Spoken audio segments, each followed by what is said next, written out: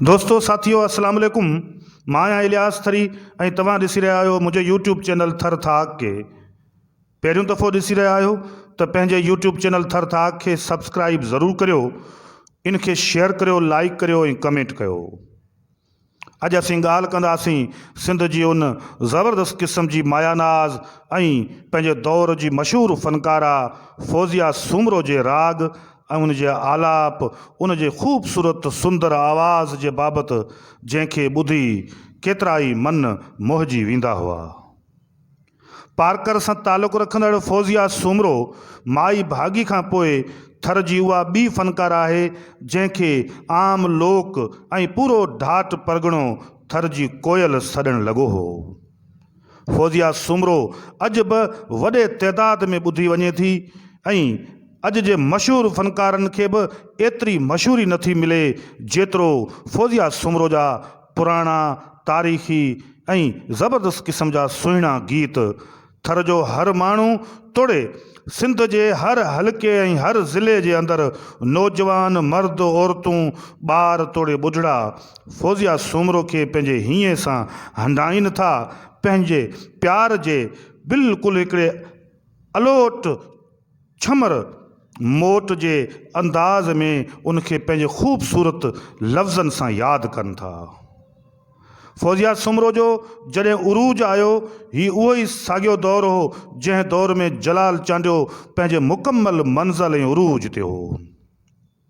इन ई दौर में सिंध जे मुख़्तलिफ़ खेटनि ॿनियुनि तोड़े वाहिणनि ऐं वस्तियुनि में पंजाबी मौसीक़ीअ में अताउल्ला ईसा ख़ान खेलवी ऐं आबिदा ख़ानम जा आवाज़ ॿुधा वेंदा हुआ। उन्हनि जूं कैसेटूं उरूज ते हूंदियूं हुयूं ऐं माण्हू उन्हनि खे शौक़ सां ॿुधंदा हुआ। पर जलाल चांडियो ऐं फ़ौज़िया सूमरो जे ख़ूबसूरत अंदाज़, नए स्टाइल ऐं मोहबत ऐं प्यार भरियनि गीतनि खे ॿुधी माण्हुनि आबिदा ख़ानम ऐं अताउल्ला ईसा खेलवी खे ॿुधण ई छॾे ॾिनो। हिन फ़नकारा खे सिंध जो हर उहो तबिक़ो ॿुधे थो जेको दर्द, पीड़ा, इश्क, भोगना ऐं मोहबत जे सफ़र जो मुतलाशी आहे।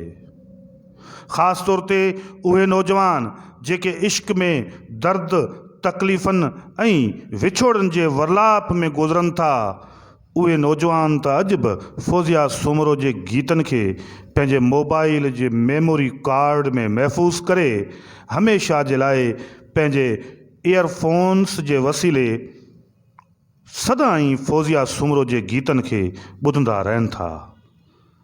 छा त फ़ौज़िया सूमरो जे गीतनि जो दर्द आहे, छा त हुन जे आवाज़ जो आलाप आहे।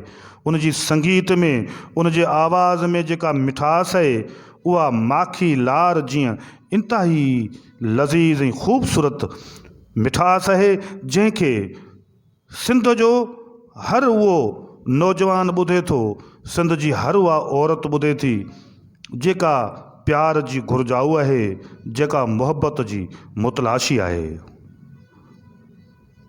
फ़ौज़िया सूमरो जा कई गीत मशहूरु थिया जीअं कारून जर ते आऊं अकेली आहियां। इहो गीत सॼी सिंध में मशहूरु थियो। फ़ौज़िया सूमरो, बिलावल ओठो, अली मोहम्मद उॾेराई, मिस्री सठियो, मजीद दर्स ऐं सिंध जे ॿियनि मुख़्तलिफ़ फ़नकारनि खे ऐं उन्हनि जे शाइरनि खे उन्हनि जी शाइरी खे फ़ौज़िया सूमरो पंहिंजे गीतनि जी ज़ीनत बणायो। सिंध जे अंदरि अहिड़ा फ़नकार सदियुनि सां पैदा थींदा आहिनि, सदियुनि बाद पैदा थींदा आहिनि।